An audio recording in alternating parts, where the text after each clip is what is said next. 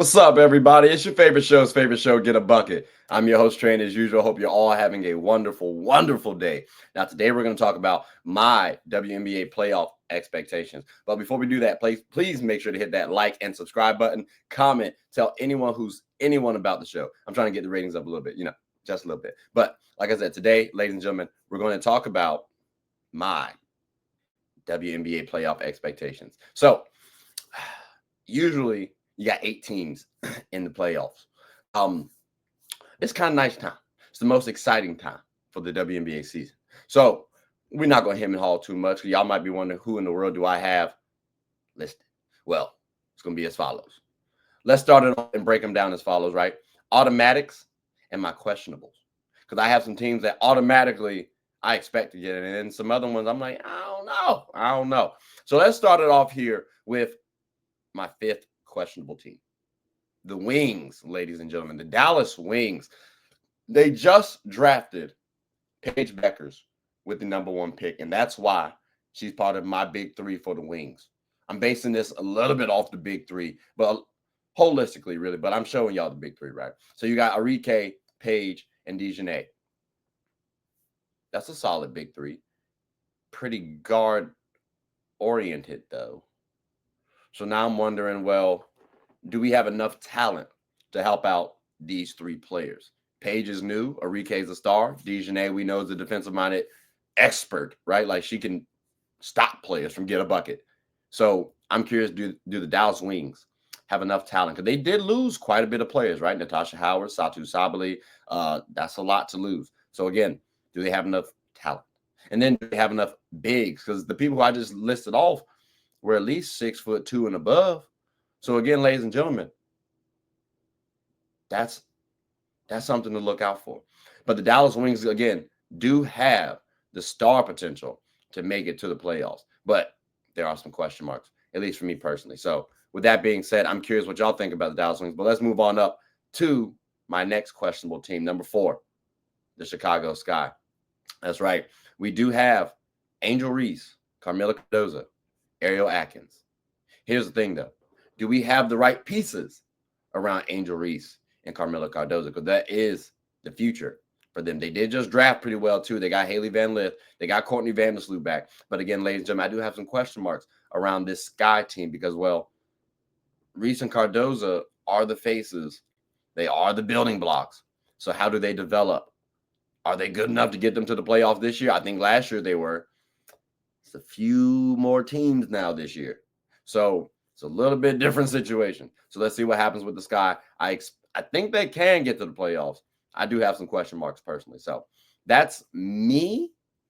I'm curious what y'all think. Because, again, they are a good team, and I would not be surprised if they, in fact, do get to the playoffs. Just have some question marks. But like I said, there's some other teams that are ahead of them right now. So at least for me. So let's talk about them, shall we?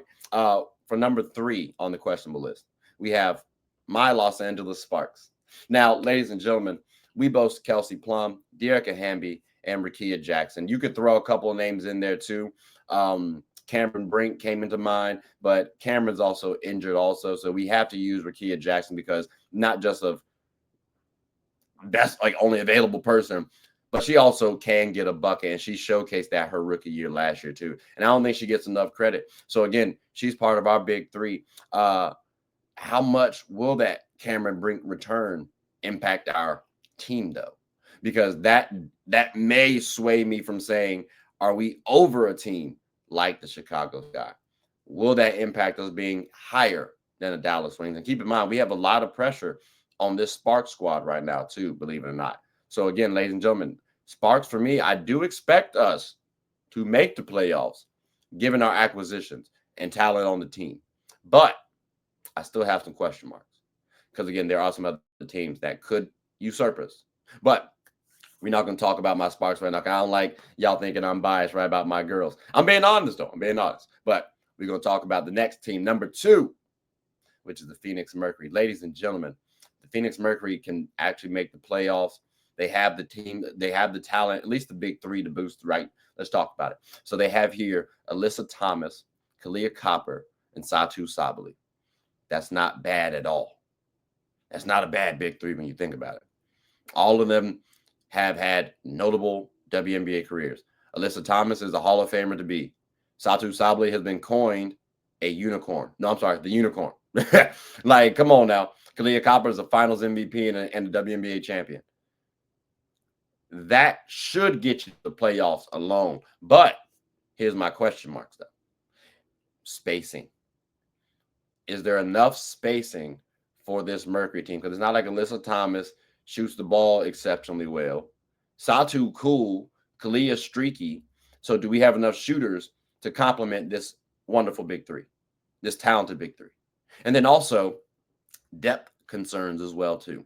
Because again, I said this big three should be able to get you to the playoffs. But what happens if one of the big three gets injured? Knock on wood. You know what I'm saying? Like, that is a possibility because injuries are part of the game. So again, that is a question mark for me when we think about the Mercury. But in terms of expectations, especially based on the big three, I expect them to get there. I genuinely do. They have more than enough talent based on that big three. But I have some question marks.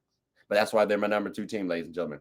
So with that, let's talk about my number 1 team, which is the Seattle Storm. Ladies and gentlemen, last year, I said they could make some noise because I genuinely believe they had a team that could do some things. And I genuinely believe they have a team that can do some things. It's just not as high expectations this season as it was last season. Because again, when I have Nneka Ogwumike, Skylar Diggins-Smith, and Ezzy Magbagor as my big three, that is a quality big three. And I genuinely expect them to make the playoffs. I really, truly do. I could even see them making a top 5 appearance for the playoffs, right, when it comes to seeding. I do want to see how big of an impact losing Jewel Lloyd is to the team. I do know you still have Nneka on the squad. And for me, Nneka is top 5, top 10 player in the WNBA. But I need to see what the depth looks like outside of this big three. The big three should be able to get them there. How much depth they actually have carries them forward. A player like a Jordan Horston, I'm really looking at you this season. Dominique Malonga, if you can come along this season, just got drafted number 2 this year. So, you know, I'm not going to put too much pressure on you. But if you can, oh, buddy, you may want to look out for this Storm team. But again, I do have some question marks because they got to prove some things first. So again, ladies and gentlemen, y'all see my top 5 questionable teams, right? Y'all heard my justifications. But I think it's fair. I think it's fair to say that that's a good listing. But I'm curious what you all think about that too. So if you guys think I'm off track on this, and maybe I messed up on the ordering for you guys. Maybe I left off a team. I wanted to put the Mystics up there, but we'll talk about them another time. But now let's go ahead and talk about here my automatics. And starting off at number 5, ladies and gentlemen, we have the Minnesota Lynx. We have Napheesa Collier, Kayla McBride, and Courtney. Like, we know Courtney out there. Courtney Williams. Like, she's one of the most electrifying players in the game that's not known as a star. And honestly, she could be more electrifying than most stars. So this big three, we just saw them get to the finals, and they have good depth. They have a good team. They play their roles. They're coached well. Why are they number 5 for me then? Well, because other teams did just acquire some pieces that I do think vault them past the Lynx, even though the cohesion might be there for the Lynx. But again, getting to the actual playoffs, that has to occur. You have a tied for number 1 player in the WNBA in Napheesa Collier. She's tied for me with Asia Wilson and Breanna Stewart. That alone gets you at least into the playoffs, or at minimum close, but should be in the playoffs. Then you got a player like Kayla McBride or the McBuckets. Come on now. She can get a bucket. So again, this Lynx team, I expect them to get to the playoffs. Where they rank depends on other teams' execution and their depth. Because remember, they're not the most quote-unquote talented when it comes to name brand stars. So that's one thing that we got to pay attention to. But Lynx, definitely in the playoffs. Finals, we'll have to see because they surprised us last year, right? But, ladies and gentlemen, let's talk about the number 14, which is the Indiana Fever. Now, the Lynx last year you might have thought they were a fluke, right? This Indiana Fever, this team, this season, they boast Aaliyah Boston, Caitlin Clark, and DeWanna Bonner as their big three. Now, you can shuffle some names around, or you can say Kelsey Mitchell, you can say Natasha Howard. They have a couple pieces on their team. Like, they're pretty deep on their squad. And then the bench ain't bad, too. So, ladies and gentlemen, in terms of the Indiana Fever, I wholeheartedly expect them to make the playoffs, especially with how the Caitlin Clark stands are talking about Caitlin. Oh, yeah, MVP, best player in the league. Okay, well, this team should get to the playoffs. Hell, should be contenders. But even removing that, though, and just using my own analysis, they got to get there. They got a quality top five, or starting five. Honestly, could be the best. Could be the top starting five. Could be. We got to see. But the unit's cohesion, because they did just come together. We got to take note of that. And then, because I'm curious when they're going to realize, all right, who going to need to be what? There's going to be a period of stepping on toes, if you will. And then also, Caitlin Clark and Aaliyah Boston's development. I think that's going to be huge if they take that next step. Remember, Aaliyah Boston is in her third season now. And then Caitlin Clark, this is her second. So for me, I want to see how Caitlin Clark does when it comes to double teams and turning the ball over, offensive fouls, all that stuff. Aaliyah Boston, can you now start to dominate? This can be your team. So again, the Indiana Fever, I expect them to make it to the playoffs. You definitely should too. And they're going to be fun to watch. So I hope you all enjoy them. But let's move on up to the number 3 team. Because y'all might have thought I was going to put the Indiana Fever a little higher. It's the Atlanta Dream for me, ladies and gentlemen. I'm not look, don't sleep on the Dream, okay? They have Ryan Howard, Alicia Gray, and Brittany Griner. BG, ooh-wee, that is tough. When I tell y'all, that is an elite trio right there, because you have 2 elite way forwards and a dominant big. And that can work out so nicely. We could talk about the Bulls with a Shaq. I'm not saying BG is like Shaq, but again, just from a comparison standpoint, a dominant force in the paint, and then 2 elite wings. Now, for me, this is going to put a little bit of pressure on the big 3, because I said that's my expectations of them. Can they dominate? Can they dominate? Now, they do have the depth. Can their depth finally flourish? They do have some quality pieces. I like some of their play. I love Jordan Canada. Miss her on my squad. Haley Jones, they drafted out of Stanford. Your time is now to shine, to come up, right? They have some quality pieces coming off the bench. But can the big 3 dominate? And will the depth actually produce? And at a level that's contending-esque. That's what I'm looking to see. But playoff-wise, yeah, they got to make that. That's easy. If they don't, very big disappointment. All these automatics, very big disappointment if they don't make it. But that's enough about the Dream, though, because, ladies and gentlemen, we got to talk about the number 2 team, which is the Las Vegas Aces. Oh, I cannot get my thumb in there. In that jersey. The Las Vegas Aces, ladies and gentlemen, y'all know them, y'all love them. Both Asia Wilson, newcomer Jewel Lloyd, and Chelsea Gray. Now, they do have other players as well, too. You can include Jackie Young into the mix of the big 3, right? They have a really top-heavy team. But they have some good talent, off the bench as well, too.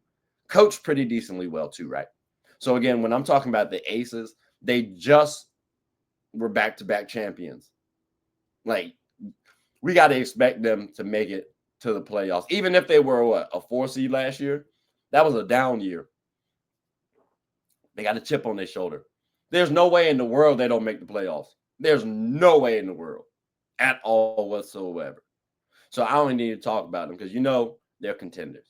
We know what to expect. The biggest question marks are the cohesion. How will Jewel Lloyd show up?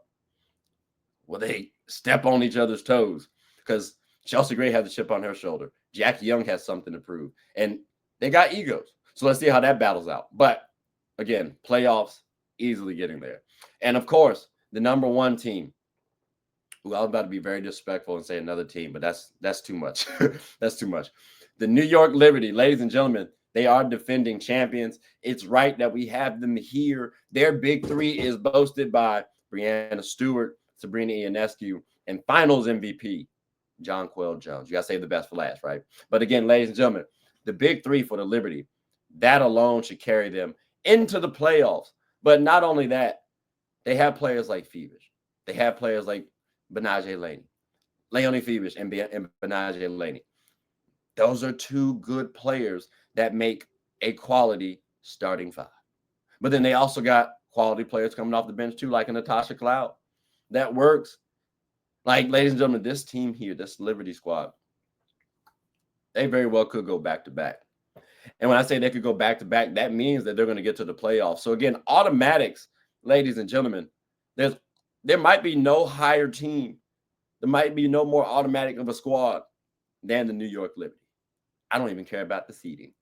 I really don't. But you guys have now heard my questionable listing as well as my automatic listing for the WNBA teams that make it to the playoffs for the 2025 season. So I'm curious what you guys think. Did I miss a team up here? You guys let me know. But ladies and gentlemen, this does conclude the end of the show. So I greatly appreciate you all for listening. Thank you all so much. Please make sure to like, subscribe, comment, tell anyone who's anyone about the show. My name is Trey. I'm the host of Get a Bucket. Hope you all are having a good one. Make sure to go watch WNBA. It's a hoot and a half.